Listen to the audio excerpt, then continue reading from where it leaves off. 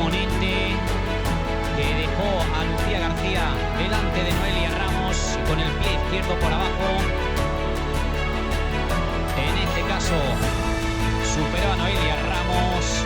2-2 para Lucía García, 2-2 para el Athletic. Este es el fútbol. Pone más tierra de por medio en el 38 de partido.